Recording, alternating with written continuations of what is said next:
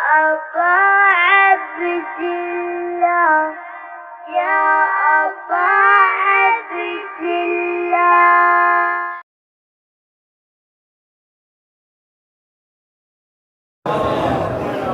أعوذ بالله من الشيطان الرجيم.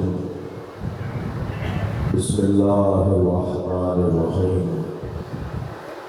الحمد لله الذي لا يبلغ بدقته القائلون ولا يحصي نعماءه العدون ولا يؤدي حقه المجتهدون، الذي ليس لصفته حد محدود ولا نعت موجود ولا وقت معدود ولا أجل ممدود، فطر الخلائق بقدرته ونشر الرياح برحمته. الصلاة والسلام على الرسول المسدد المصطفى الأمجد المحمود الأحمد سيدنا ومولانا ومولى الكونين جد الحسن والحسين معاني أبو القاسم محمد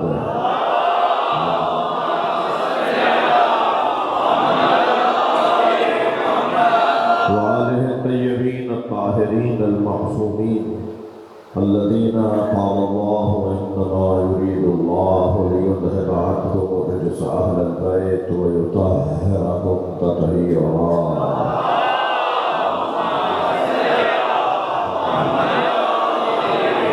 ولعنة الله على أعدائهم أجمعين من يوم عداوتهم إلى قيام يوم الدين.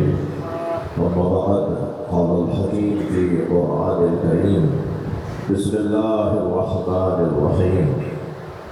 وجعلناهم أئمة يهدون بأمرنا وأوحينا إليهم فعل الخيرات وإقام الصلاة وإيتاء الزكاة وكانوا لنا عابدين. صلوات.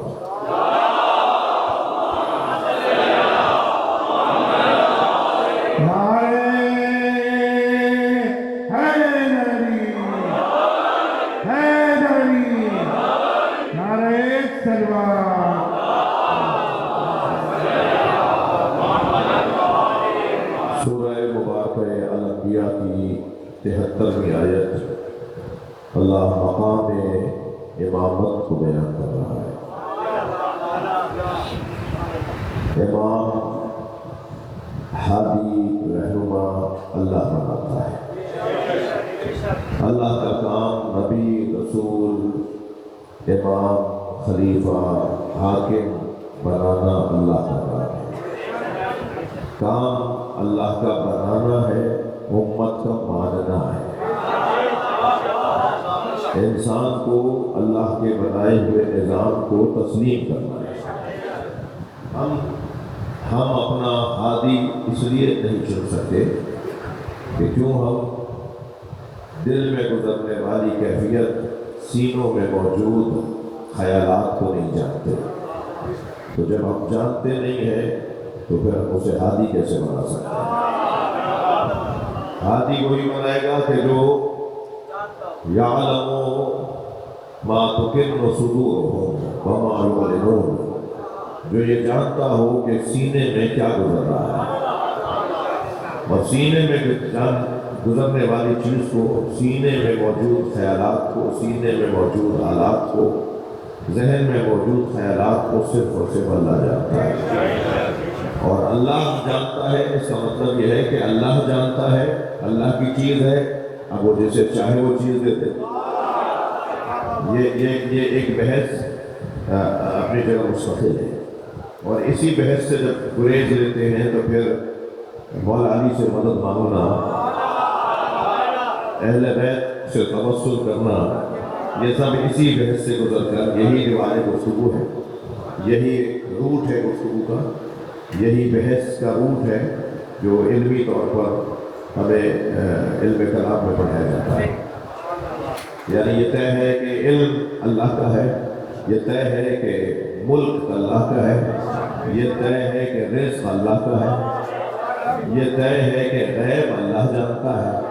مگر وہی اللہ جس کی یہ ساری ذاتی چیزیں ہیں، وہ اپنی ذاتی چیزیں ان کو دیتا ہے جن پر اس کا اعتبار ہو.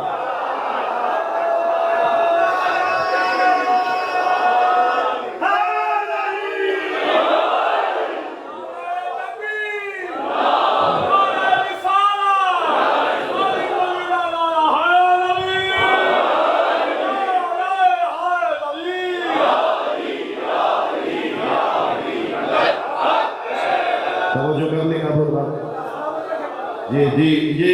یہ اللہ جانتا ہے کہ سینے میں کیا گزر رہا ہے. دل کے حالات اللہ جانتا ہے، لہذا وہی طے کرے گا کہ ہمارا حاکم کون ہے، ہمارا رہنما کون ہے. خبردار ایسا کام مت کرے جو کام سنبھالا نہ جائے.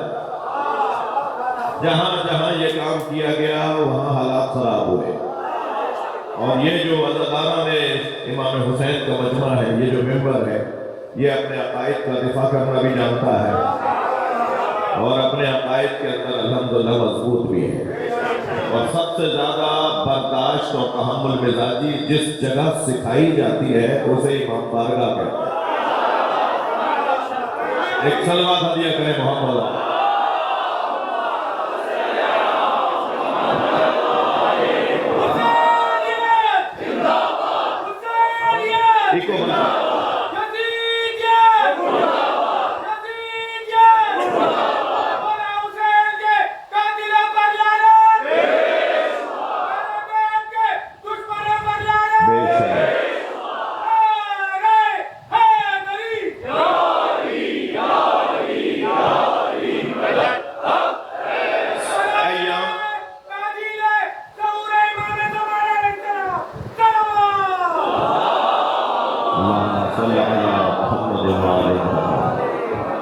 یہ ایام عزا ہے.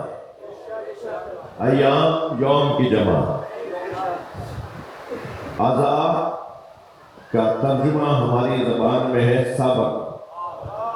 یہ ایام صبر ہے. جنہیں یاد کر رہے ہیں ان کے ایام صبر ہے، یا جو یاد کر رہا ہے اس کے ایام صبر. یہ ایام ہمارے لیے ایام ہیں، یہ ایام ان کے ہیں جنہوں نے صبر کیا ہے. اور یقین جانیے، میں بچوں جوانوں سے کہہ رہا ہوں، صبر سے بڑی طاقت نہیں. اس لیے کہ صبر کے بعد اللہ نے یہ اعلان کیا ہوا ہے ان اللہ مع الصابرین. صبر کے بعد جو طاقت بنتی ہے وہ قدرت الہی ہے. ہم 1400 سال سے اس حکمت پر عمل کرتے آ رہے ہیں اور ہم نے اس کا فائدہ لیا ہے، ہم نے اس کا نتیجہ لیا ہے. ہماری تعداد بھی بڑھی ہے، ہماری بات بھی مانی گئی ہے، ہماری بات سمجھی گئی ہے. ہمارے امام بارگاہ چھوٹے پڑھ رہے ہیں، امام بارگاہ چھوٹے نہیں پڑھ رہے، حسینیوں میں اضافہ ہوا.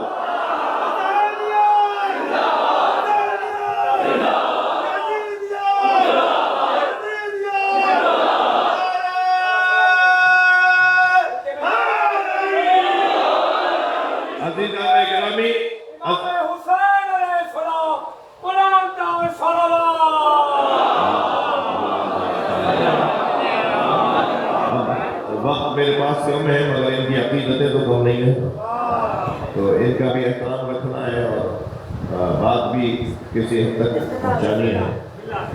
تو مظلوم ہونا اور ہے، مغلوب ہونا اور. نہیں جملہ نہیں دیا گیا. ہم مظلوم ہیں، مغلوب نہیں. ہم مظلوم ہیں، ہم مظلوم ہونے کو پسند کریں گے، ہم مظلوم ہونے کو پسند کریں گے. مگر جو مظلوم ہوتا ہے نا وہ مغلوب نہیں ہوتا، وہ غالب ہوتا.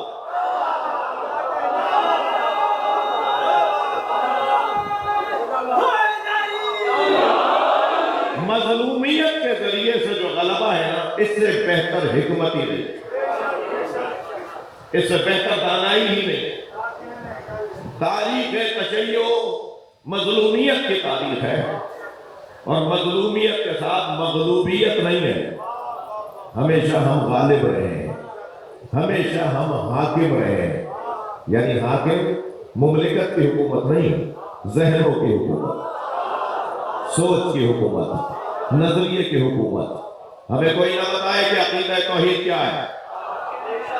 ہم نہج البلاغہ پڑھنے والے ہیں, ہم صحیفہ سجادیہ رکھنے والے ہیں, ہم دعائے عرفہ امام حسین پڑھنے والے ہیں. ہمارا اللہ کے بارے میں جو نظریہ ہے وہ سارے نظریوں سے زیادہ بہتر نظریہ ہے. ہم اللہ کو ہاتھ پیروں والا اللہ نہیں مانتے, ہم اللہ کے کان جہنم میں نہیں مانتے, ہم قیامت میں اللہ نظر آئے گا یہ نہیں مانتے. جتنا اللہ اکبر. مولا علی فرما رہے ہیں کفا بی عزا ان اکون لک عبدا, مجھے علی کی سب سے بڑی عزت یہ ہے کہ میں تیرا بندہ ہوں. تھوڑی گردن ہلاؤ, بات جاری ہے تو. کفا بی عزا ان اکون لک عبدا, مجھے علی کی سب سے بڑی عزت یہ ہے کہ میں تیرا بندہ ہوں. کفا بی فخرا ان تکون علی ربا, اور مجھے علی کا سب سے بڑا فخر یہ ہے کہ تو میرا رب ہے. اس کے بعد والے دو جملے سنے مولا حسین, مولا علی کے. مولا فرماتے الہی انت کما احب فاجعلنی کما تحب. میں چوتھے جملے کا ترجمہ پہلے کر رہا ہوں. حضرت فرماتے الہی انت کما احب فاجعلنی کما تحب. چوتھے جملے کا ترجمہ پہلے کر رہا ہوں. یا اللہ مجھے ایسا بنا جیسا تو ہے. یہ مولا علی کا چوتھا جملہ, مگر تیسرے جملے کا ترجمہ آپ سنیے. مولا فرما رہے انت کما احب, تو ایسا ہی ہے جیسا میں چاہتا ہوں.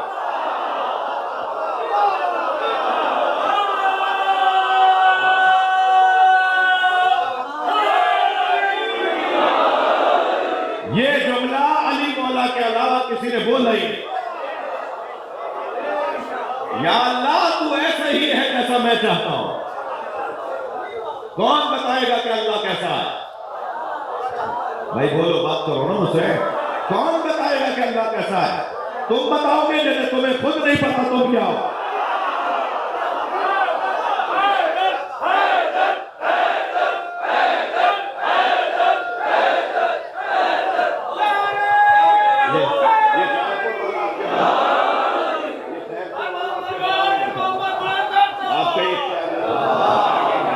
ایک بلند صلوات دیا کریں محمد.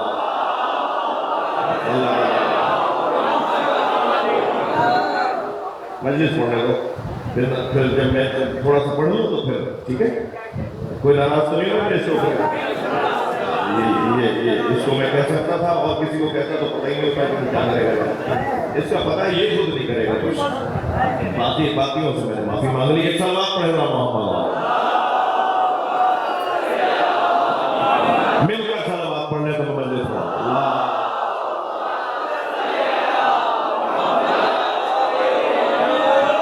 توجہ ہے بات کی.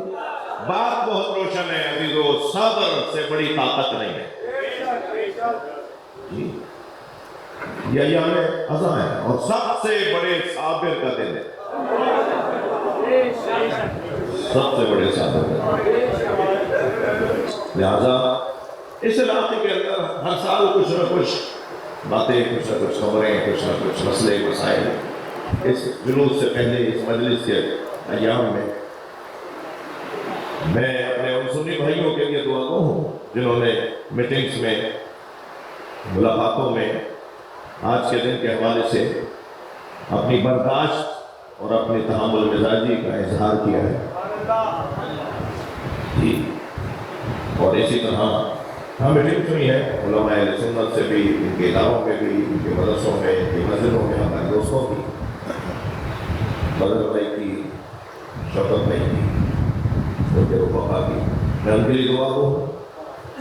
میں اپنے بچوں سے بھی کہوں گا کہ برداشت, تحمل مزاجی. اگر جلوس میں, مجلس میں کہیں سے کوئی چیز آپ کو آ کے تنگ کرے تو اسے ماتم سمجھ کے گزارو. یہ بھی تو ماتم ہے نا. کبھی ہم اپنے سینے پر ہاتھ مار کے ماتم کرتے ہیں, کبھی کچھ آپ کو لگ جائے تو اس کو واپس مت پلٹانا, اسے واپس نہیں پلٹانا, اسے ماتم سمجھنا. برداشت تحمل کا مزاج یاد سے تو کیسے گزرے گا. مجھے تعجب ہے کہ شاعری ہوئی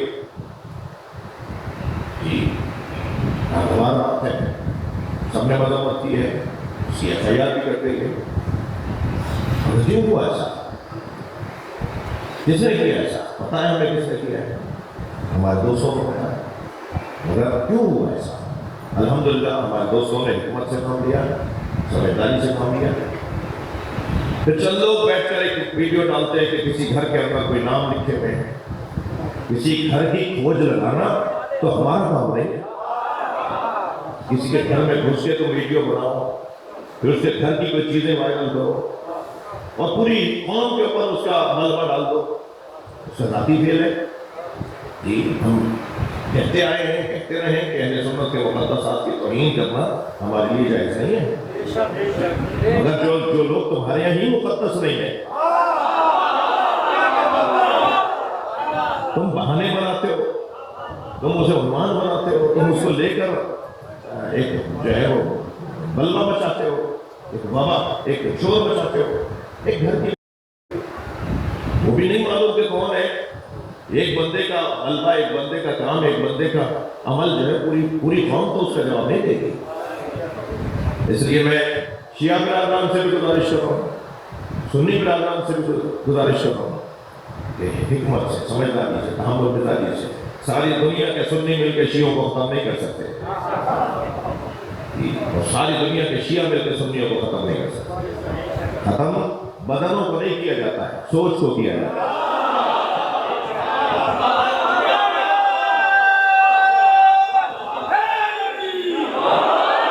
سوچ کو ختم کرنے کے لیے علم چاہیے، حکمت چاہیے، دانائی چاہیے۔ سوچ کو ختم کرنے کے لیے نظریہ چاہیے، دلیل چاہیے۔ سوچ بدلنے کا کام کیونکہ طاقت فرسا ہے، سوچ بدلنے کا کام کیونکہ وقت مانگتا ہے، سوچ بدلنے کے کام کے اندر انسان کو حکمت چاہیے، دانائی چاہیے، علم چاہیے۔ اس میں ٹائم لگتا ہے، وقت لگتا ہے۔ یہ شارٹ کٹ کیوں ڈھونڈ رہے ہو؟ یاد ہے آدھے راستے سے کیوں نہ سفر کر رہے ہو؟ تھوڑا ٹائم لگاؤ، تھوڑی محنت کرو۔ میں آپ سے بھی، اپنے والوں سے بھی کہہ رہا ہوں، ان سے بھی کہہ رہا ہوں، آؤ ہمیں تبدیل کرو، آؤ ہمارے نظریے کو تبدیل کرو۔ اور اپنے والوں سے کہہ رہا ہے جاؤ ان کے نظریوں کو تبدیل کرو۔ نظریہ تبدیل ہو جائے گا، خود ہی معاملات ختم ہو جائیں گے۔ اور یقین جانیے آج نہیں کل سب کو یہاں آنا ہے، سب یہاں آئیں گے۔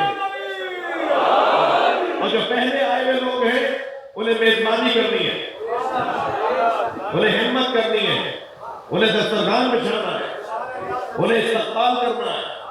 اور میزبانی کرنے والے کا اخلاق خراب نہیں ہوتا۔ سب سے پہلا اصول، سب سے پہلا حکم میزبان کے لیے یہ ہے کہ اپنا چہرہ بشاش رکھو، اپنا اخلاق اچھا رکھو، اور جس کا اخلاق اچھا ہوگا وہ میزبانی کے لیے دروازہ کھولے گا۔ اور ہم اس وقت جو مومنین بیٹھے ہیں یہ سب میزبان ہے کل آنے والوں کے لیے۔ خود نیاز پکائی خود کھالی، یہ کون سا ہنر ہے؟ انہیں کھلاؤ جو نہیں کھاتے، واپس کریں دوبارہ بھیجو، واپس کریں پھر بھیجو۔ میں منبر حسین پر بیٹھ کے قسم کھا سکتا ہوں چوتھی مرتبہ ان کی طرف سے نیاز آئے گی، اور وہ کہیں گے ہم بھی نیاز کرتے ہیں۔ اخلاق سب سے پہلا اصول ہے اپنا تعارف کروانے کے لیے۔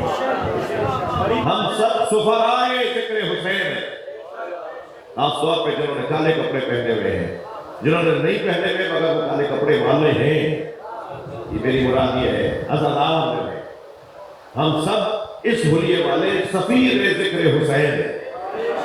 اور جو سفیر ہوتا ہے وہ مملکت کا ترجمان ہوتا ہے۔ مملکت میں تو علم ہے، مملکت میں تو شجاعت ہے، مملکت میں تو برداشت ہے، مملکت میں تو صبر ہے، مملکت کے اندر تو غیرت ہے، مملکت کے اندر عزت ہے، مملکت کے اندر نظریہ ہے۔ لہذا سفیر کو چاہیے کہ اپنی مملکت کی ترجمانی کرے۔ اور الحمدللہ نسبتاً بہتر ہمارا سفر ہے، لیکن پھر بھی کچھ ہمارے درمیان جوشیلے لوگ ہر جگہ ہوتے ہیں، ہمارے درمیان بھی ہیں جن کا خون بار بار جوش مارتا ہے، اور وہ شاید میں ان کے اس عمل کو نہیں روک سکتا، لیکن میں کم سے کم یہ کہہ سکتا ہوں کہ اس جوش کو ذرا محفوظ رکھو امام کے آنے تک۔ तुम्हें ये जोश निकालना है जब इमाम फरमाएंगे कि अब तुम्हें क्या करना है। ये सारे बॉर्डर खत्म हो जाएंगे, पासपोर्ट खत्म हो जाएंगे, वीजे खत्म हो जाएंगे, पूरे वर्ल्ड के ऊपर हुसैन मौला की हुकूमत है। हमारा अकीदा है रजब के जरिए इमाम हुसैन पूरी कायनात पर, पूरी दुनिया पर, पूरी जमीन पर 40 साल तक हुकूमत करेंगे। मिलकर जवाब दिए।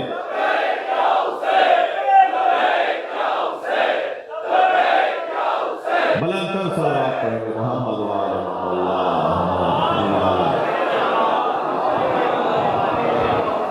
हम इमाम उसे मानते हैं जिसे अल्लाह ने इमाम बनाया है। वजअलनाहुम अइम्मतन यहदूना बिअमरिना। अज़ीज़ान गिरामी याद रखें, कभी भी अल्लाह का बनाया हुआ किसी की इताअत नहीं करेगा। खास तौर पर कुरान मजीद हमारी रहनुमाई कर रहा है इस नुक्ते के ऊपर। इरशाद ये हो रहा है, लो इत्तबाल हक़्क़ अहवाहुम लफ़सदतिस समावातु वल अर्ज़ु व मन फ़ीहिन्ना। अगर हक़ ने उनकी ख्वाहिशात की पैरवी करनी होती तो आसमान और जमीन और जो कुछ इनके दरमियान है सब बर्बाद हो जाता। ये आसमान रुका हुआ है, जमीन फैली हुई है।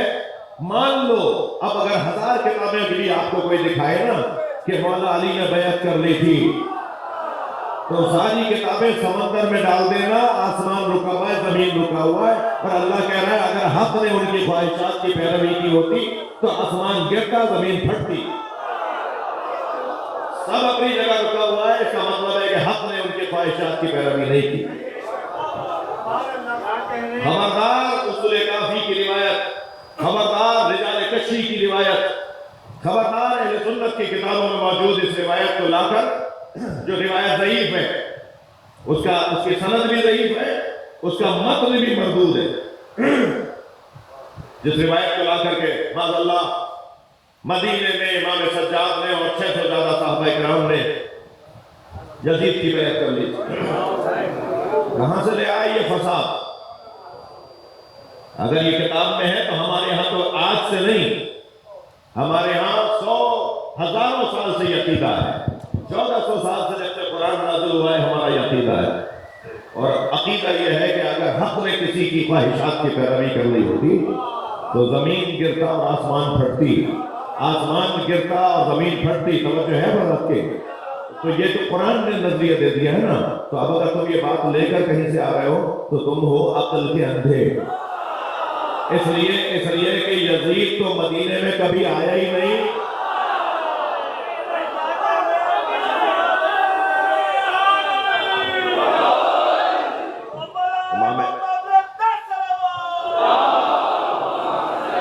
फिर इस रिवायत को जो रावी है वो रावी हमारे उलमाए इल्म रिजाल के मुताबिक मजहूल है।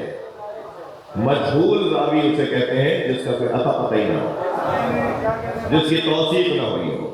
तो जब रावी ही मजहूल है तो रिवायत भी मजहूल है। जब रावी मजहूल है तो रिवायत मजबूल है, जाली है।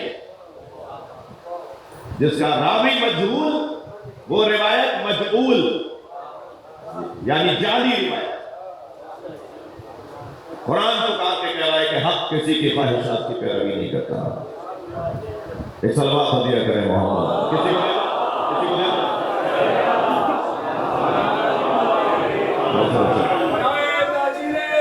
ये छोटे नहीं, ये छोटे बच्चे नहीं, ये नहीं, इनका कोई बड़ा साथ है ना? नहीं, ऐसे एक बुलंद सलवात पढ़े। बैठ जाओ, पहले से हम मांगी होती है इन बातों को। तशरीफ रखिए, एक सलवात और पढ़ेंगे नबी की बात। आप इनके बड़े हैं? इनके मामू हमरा है। आप मामू हैं? तो आप शिया हैं? तो इनके अब्बा मत आए, बाल लगाए, बीमार है तो वक्त भी कम है मेरे पास। बच्चों खड़े आप इन बच्चों के साथ मिलकर सब पढ़ें ला इलाहा इल्लल्लाह। भाई ऊंची आवाज में ला इलाहा इल्लल्लाह पढ़वाओ। بچوں کو؟ بیٹا پڑھو، کھڑے ہو جاؤ، کھڑے ہو جاؤ، شاباش، پڑھو ہمارے ساتھ پڑھو، لا الہ الا اللہ محمد رسول اللہ علی ولی اللہ ووصی رسول اللہ وخلیفتہ، آواز نہیں آئی، وخلیفتہ بلا فاصل صلوات پڑھنے محمد اللہ۔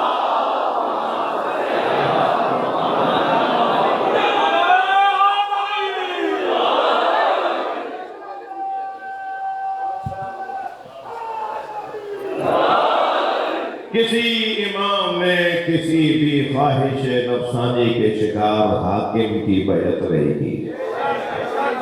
امام کہتے ہی اسے جو آگے رہتا ہو، امام کسی کے پیچھے نہیں چلے گا۔ امام کا پیچھے چلنا اللہ کے نظام میں خلل ہے، اللہ کے نظام کے خلاف بات ہے، اللہ کی قدرت کے خلاف بات ہے، یہ توحید کے خلاف ہے اگر امام کسی کی بیعت کر لے۔ اللہ کے نظام کے خلاف، اللہ کی توحید کے خلاف ہے۔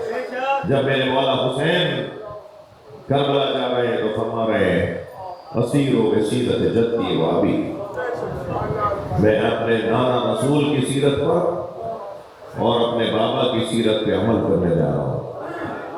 تو کسی نے کھڑے ہو کر نہیں کہا کہ آپ اپنے بابا کی سیرت پہ عمل کرنے جا رہے ہیں، تو آپ کے بابا نے تو بیعت کر لی تھی۔ ایک ڈکیت، ایک ڈاکو، میں مثال دے رہا ہوں بھائی، اگر اسلحہ نکال کے آپ سے کہے کہ موبائل دو اور آپ موبائل دے دیں اور لوگ کہیں انہوں نے تو اپنے ہاتھ سے دیے، انہوں نے موبائل اپنے ہاتھ سے دیا ہے، ہم نے سب نے دیکھا ہے انہوں نے اپنے ہاتھ سے دیا ہے، تو اس کو دینا کہیں گے؟ صلوات پڑھنے والا محمد آلہ۔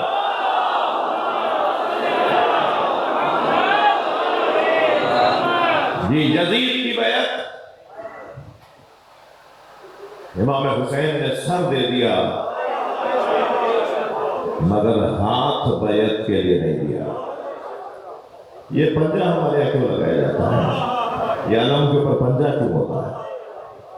یہ استعارہ ہے، نشانی ہے اس ہاتھ کی جو کٹ گیا مگر یزید کے ہاتھوں میں اس نے بیعت نہیں کی۔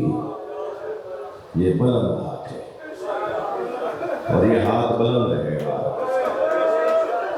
یہ ہاتھ بلند رہے گا اور یہ ہاتھ ہمارے سروں پر ہے۔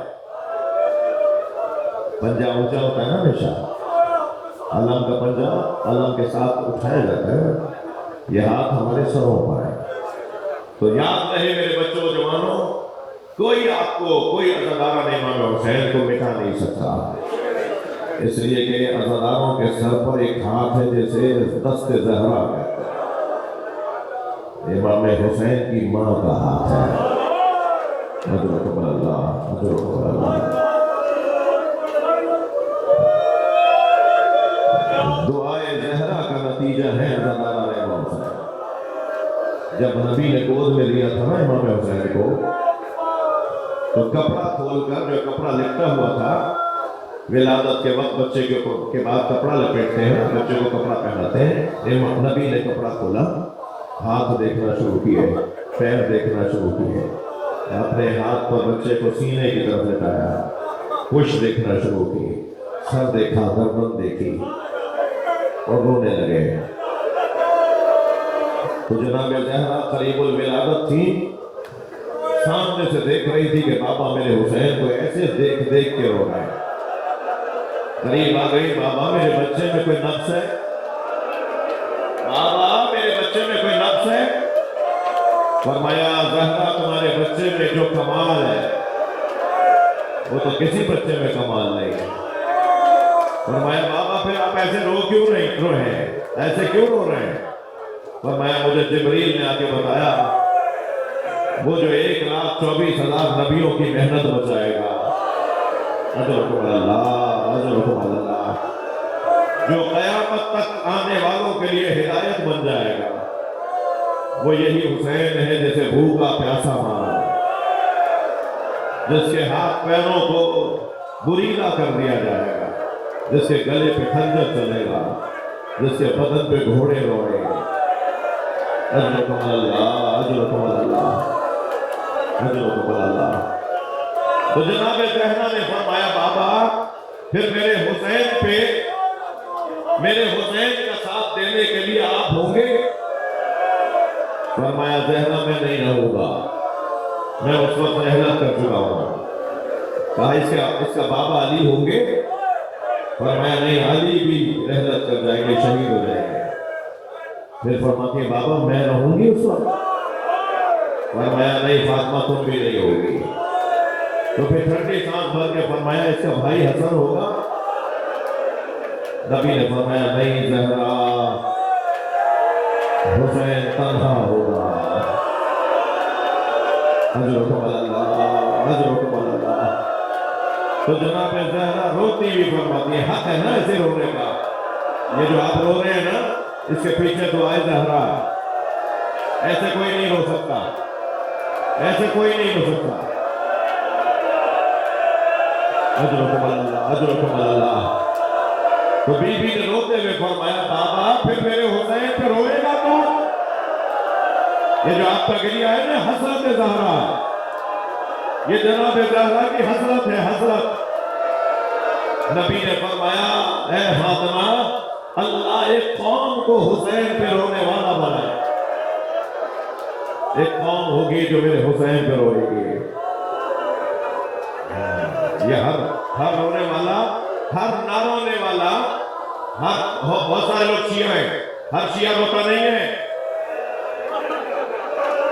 میں دکھ کی بات کر رہا ہوں، کتنی بڑی تعداد میں، کتنی چھوٹی تعداد میں شیعہ ہوگا جو 10 محرم کو نکلتا ہے، وہ جو 10 محرم کو نکلتا ہے اسے آنسو نہیں آئیں گے، جو صرف 9 اور 10 محرم کو مجلس میں آتا ہے اسے آنسو نہیں آئیں گے، اسے پتہ ہی نہیں ہے کہ امام حسین کون ہے۔ لہذا شیعوں میں بھی کچھ لوگ ہیں جو بکا ہیں، ہر رونے والا نہیں ہے۔ اللہ نے جو آپ کو توفیق دی ہے نا اس کو غنیمت جانی ہے، اور میں آپ سے گزارش کروں گا کہ مجلس میں کسی کو دھکا نہ لگ جائے۔ میں اپنی بہنوں سے بھی کہوں گا اور ان سے گزارش کروں گا کہ جو اعلامیہ جاری ہوا ہے جلوس میں شرکت کے حوالے سے، خواتین سے کہہ رہا ہوں، جو خواتین سے متعلق اعلامیہ جاری ہوا ہے میں اس کی تائید کرتا ہوں، میں اس کی تائید کرتا ہوں۔ خاص طور پہ زنجیر کا ماتم دیکھنے کے لیے خواتین کی ضرورت ہی نہیں ہے، ماتم دیکھا تھوڑی جاتا ہے۔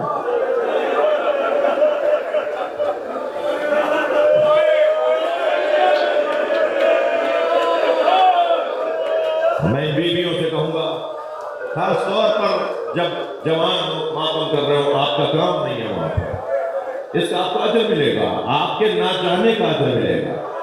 آپ کو تو سیدہ سے دعا چاہیے نا،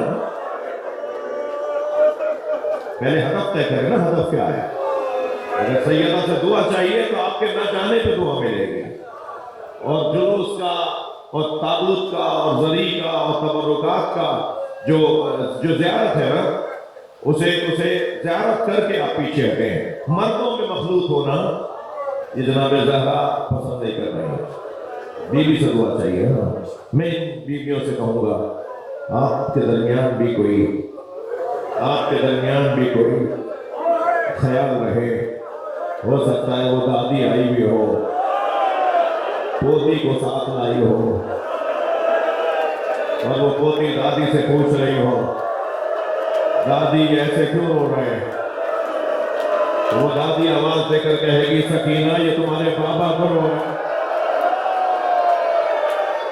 تو حسرت سے جناب سکینہ فرمائے گی کاش یہ کربلا میں ہوتے،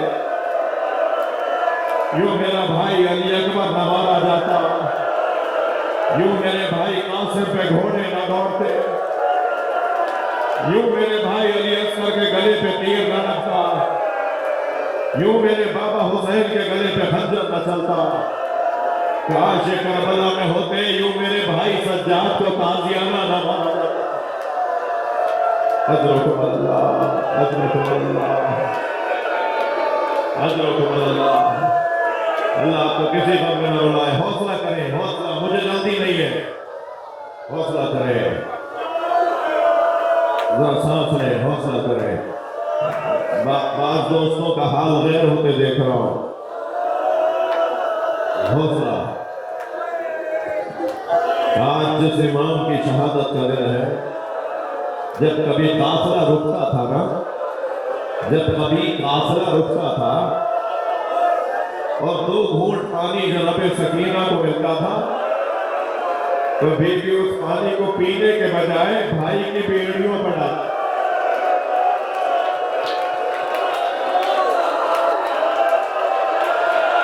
میرے بھائی,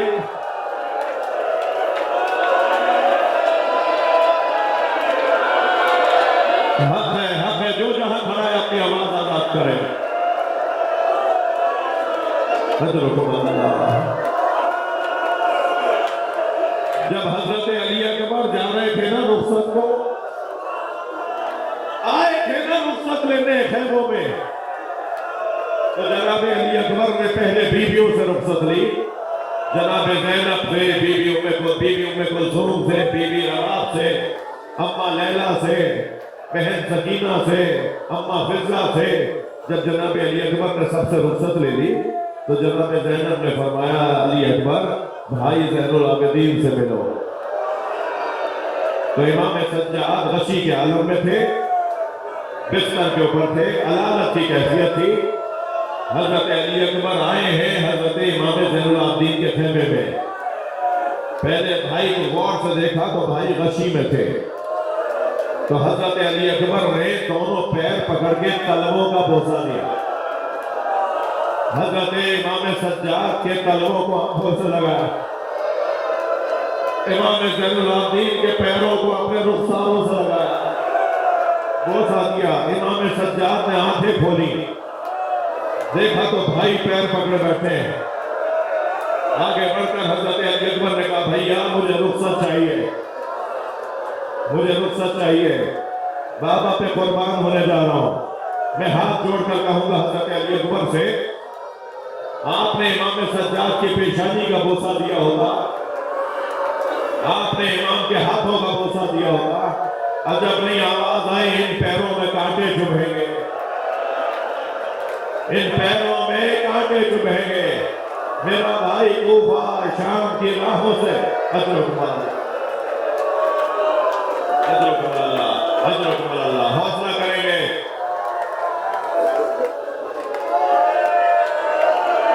اللہ آپ کو کسی غم میں نہ رلائے, اللہ ان آوازوں پر رحمت نازل فرمائے. اس گریے کی روحانیت اس طرح سے جب گریہ ہوتا ہے نا تو مجلس نورانی ہو جاتی ہے.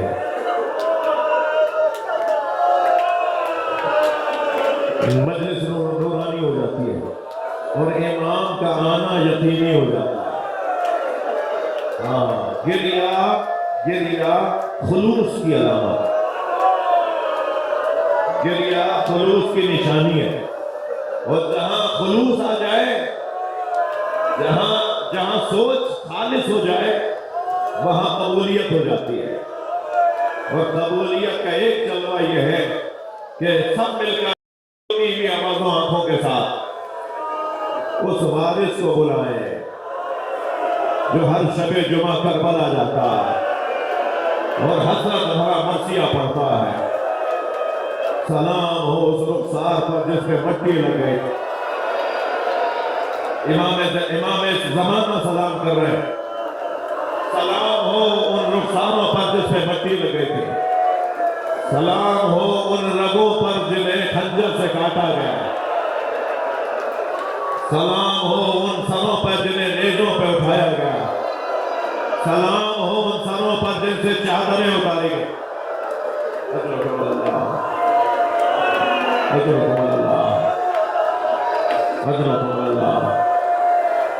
اللہ آپ کو حوصلہ عطا فرمائے.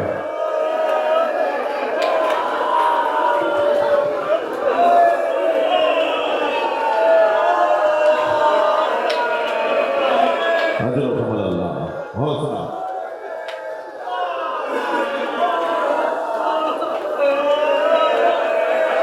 مجھے خوف ہو رہا ہے کہ ماحول ایسا ہے کوئی شہادت نہ ہو جائے، اس لیے حوصلہ کریں، حوصلہ کریں۔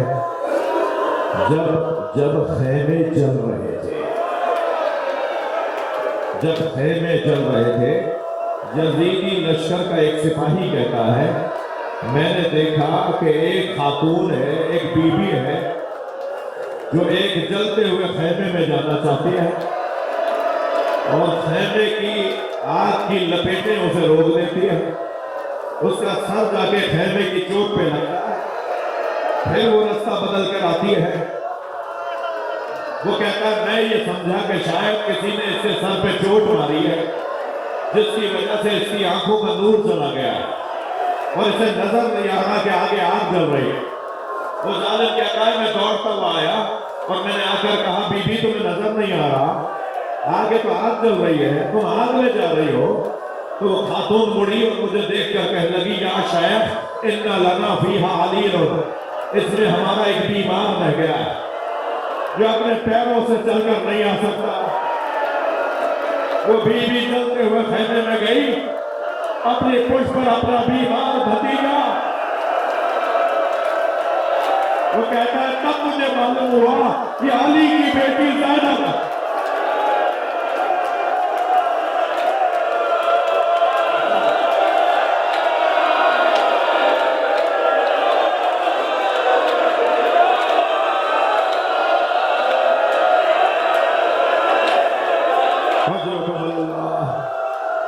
میرے عزیزوں حوصلہ کرو،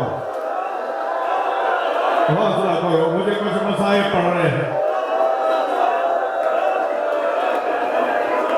میں پانی پڑھ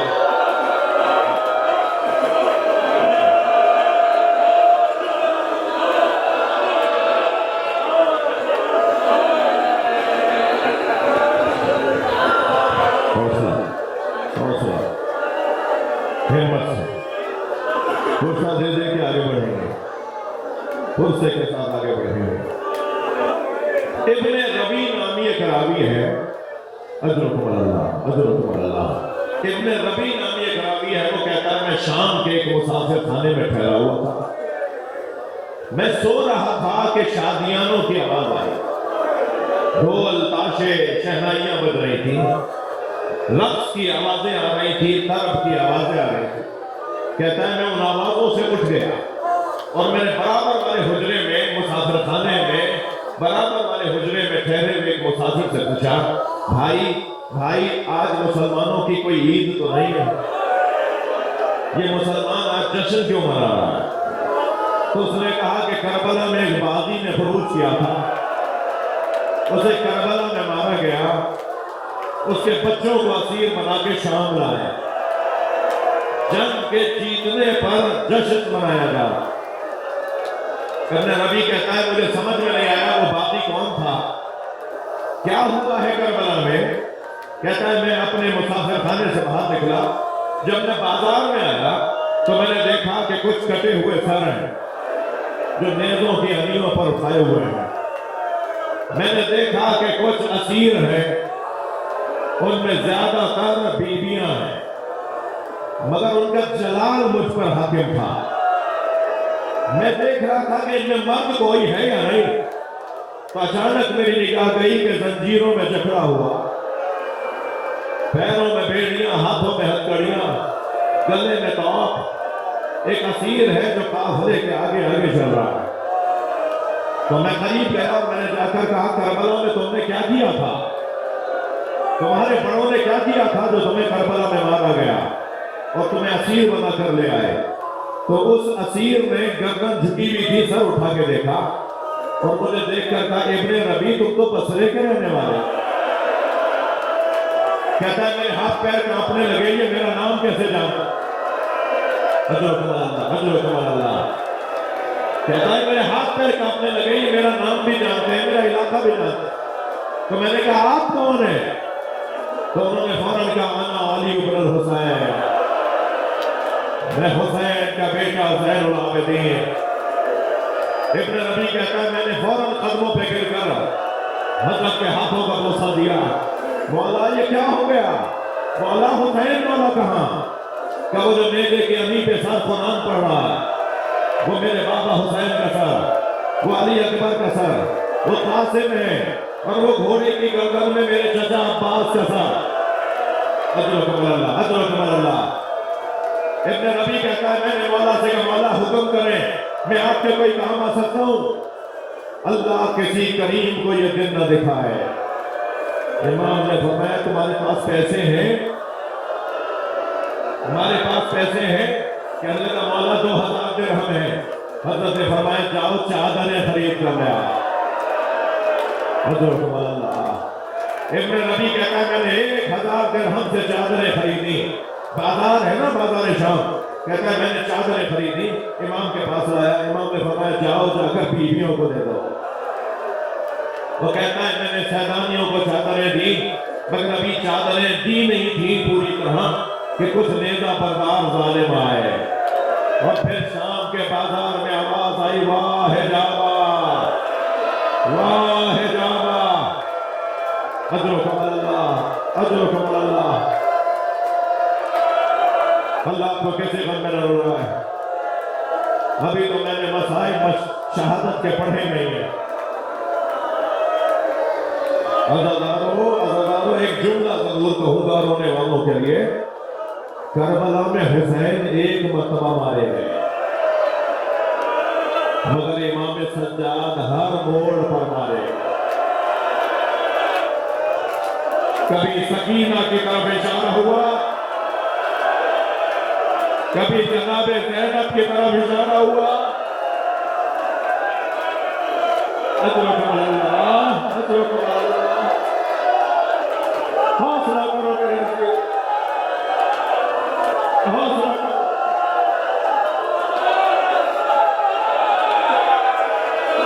حوصلہ کرو۔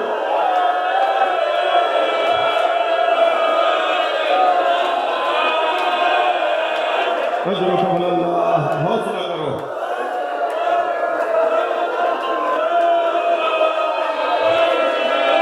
اللہ ان آوازوں پر رحمت نازل فرمائے۔ میں نے یہ مجلس کوئی 7-8 مرتبہ پڑھی ہے، یہ مجلس کوئی 7-8 مرتبہ پڑھی ہے، مگر جو آج رونق ہے نا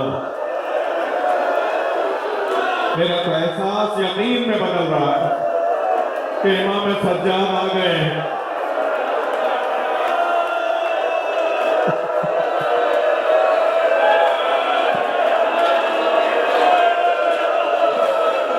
اللہ مجھے شہادت کا کرے۔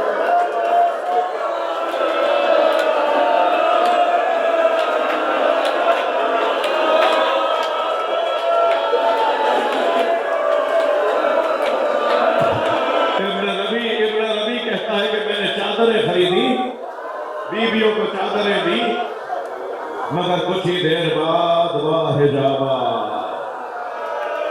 کہتا ہے پھر امام کے قریب آیا، مولا کوئی حکم فرمائے۔ فرمایا تمہارے پاس پیسے بچے ہیں؟ کہا مولا میرے پاس کچھ رقم ہے۔